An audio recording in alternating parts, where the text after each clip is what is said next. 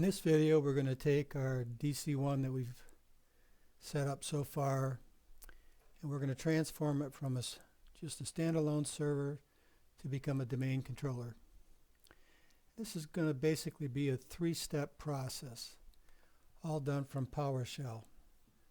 So we're first of all going to PowerShell.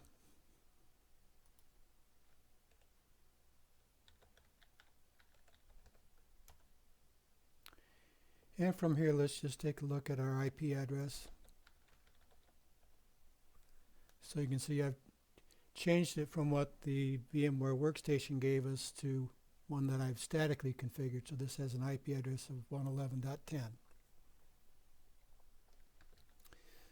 So one of the first things that we want to do here, or the first step we want to do, is we're going to issue a get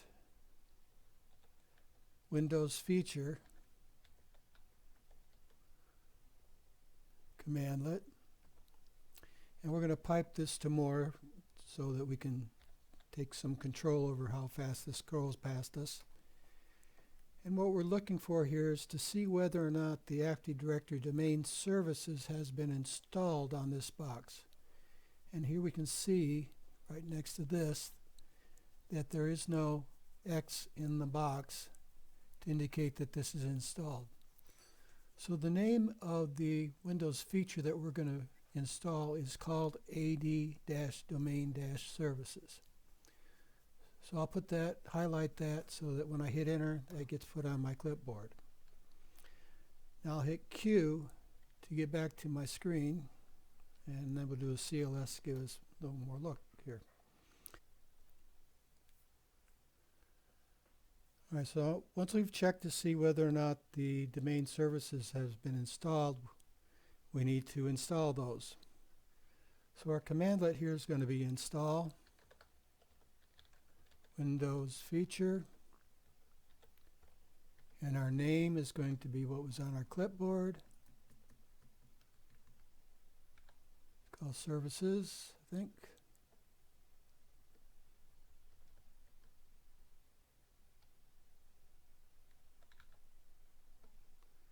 And we're also going to do an include sub-features and a dash include management tools. Once that's in place, let's give it a run.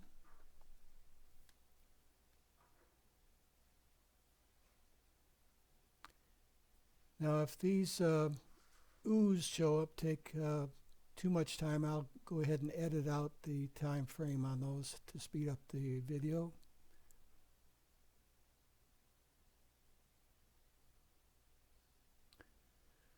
Alright, so that seemed to install okay. We've got a success of true, and we do not need to restart.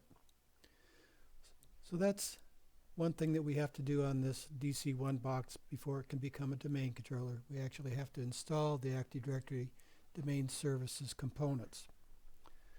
So now we're ready to create our first domain controller in the root domain of a brand new forest. And to do that, we'll type this command, install -ADDS forest. Then we're going to need to give it a domain name. In my case, I'm going to use a domain name of CNS125.class. Now the important thing here on your name is that it needs to be something.something. It could be acme.com. It could be, oh, I don't know, test-class, but it has to be something.something. I would keep those two labels relatively short so that it can reduce the amount of typing that you have to provide whenever you're trying to access your domain. So there's our domain name, CNS.class. At this point, I think we're okay to go ahead and hit enter. Now it's prompting me for a safe mode administrative password.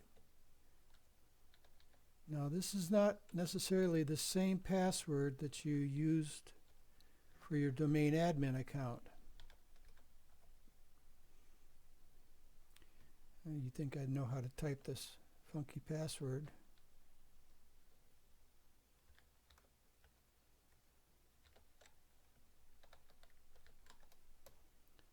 There we go. So now I'll say yes.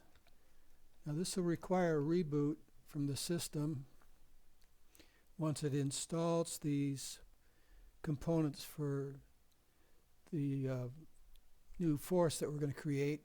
And then once it does that, it'll reboot. But we really don't have to do anything, so I'll just kind of let the video proceed.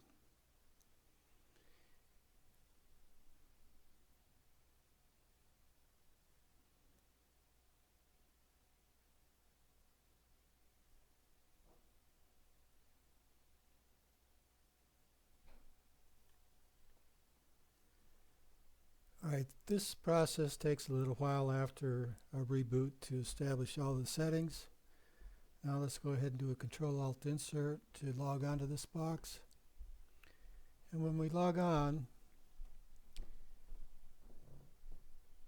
we're going to provide the credentials for the administrator.